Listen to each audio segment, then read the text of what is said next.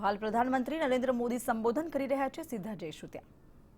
Driverless metro भी कहते हैं, इसका उद्घाटन करने का अवसर मिला। ये दिखाता है कि भारत कितनी तेजी से स्मार्ट सिस्टम की तरफ आगे बढ़ रहा है। आज नेशनल कॉमन मोबिलिटी कार्ड, इससे भी दिल्ली मेट्रो जुड़ रही है। पिछले साल अहमदाबाद से इसकी शुरुआत हुई थी। आज इसका विस्तार दिल्ली मेट्रो की एयरपोर्ट एक्सप्रेस लाइन में हो रहा है। आज का यह आयोजन अर्बन डेवलपमेंट को अर्बन रेडी और फ्यूचर रेडी करने का प्रयास है। साथियों, भविष्य की जरूरतों के लिए देश को आज तैयार करना, आज काम करना, ये गवर्नेंस का अहम दायित्व है। लेकिन कुछ दशक पहले से जब शहरीकरण, अर्बनाइजेशन का असर और अर्बनाइजेशन का भविष्य दोनों ही बिल्कुल साफ था, उस समय एक अलग ही रवैया देश ने देखा। भविष्य की जरूरतों को लेकर उतना ध्यान नहीं था, आधे अधूरे मन से काम होता था, भ्रम की स्थिति बनी रहती थी।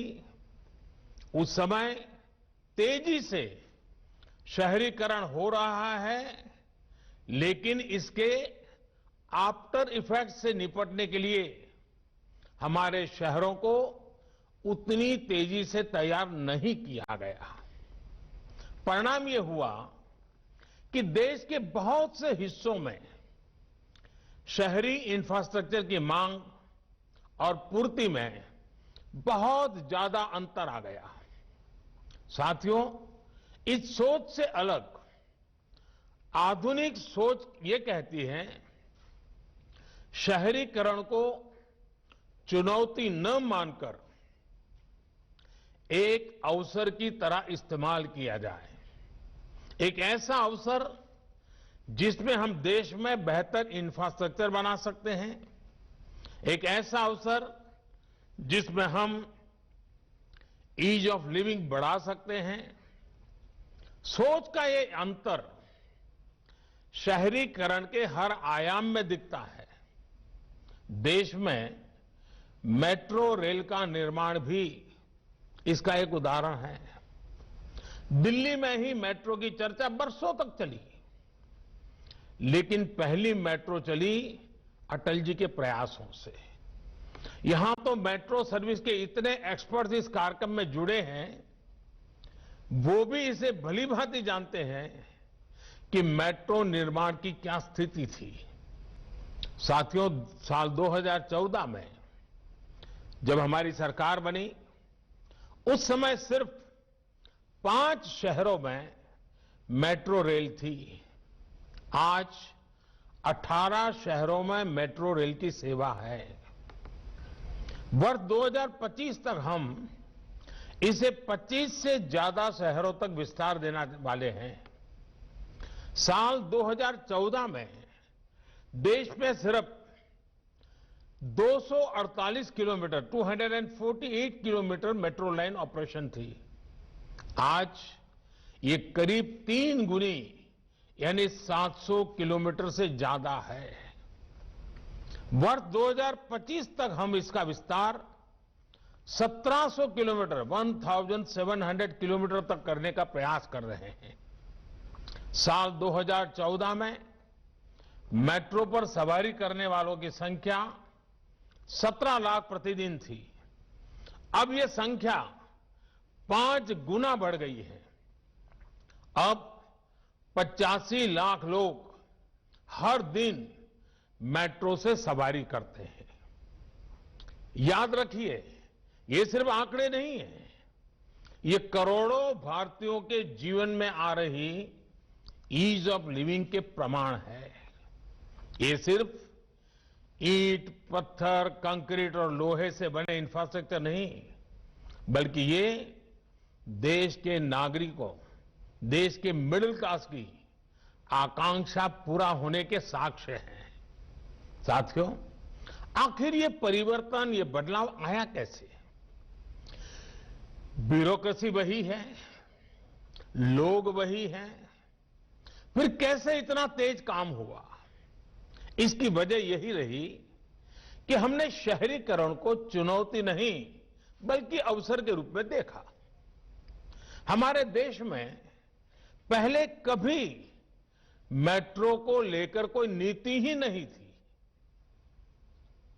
कोई नेता कहीं वायदा कराता था, कोई सरकार किसी को संतुष्ट करने के लिए मेट्रो का ऐलान कर देती थी। हमारी सरकार ने इस एडहोकिज्म से बाहर आकर के मेट्रो के संबंध में पॉलिसी भी बनाई और उसे चौतरफा रणनीति के साथ लागू भी किया। हमने जोर दिया स्थानीय मांग के हिसाब से काम करने पर। हमने जोर दिया स्थानीय मानकों को बढ़ावा देने पर। हमने जोर दिया मेक इन इंडिया के ज्यादा से ज्यादा विस्तार पर। हमने जोर दिया आधुनिक टेक्नोलॉजी के उपयोग पर। साथियों, आप में से अधिकांश लोग ये जानते हैं कि देश के अलग अलग शहरों की अलग अलग आवश्यकताएं, अलग अलग आकांक्षाएं और अलग अलग चुनौतियां होती हैं। अगर हम एक ही फिक्स मॉडल बनाकर मेट्रो रेल का संचालन करते तो तेजी से विस्तार संभव ही नहीं था।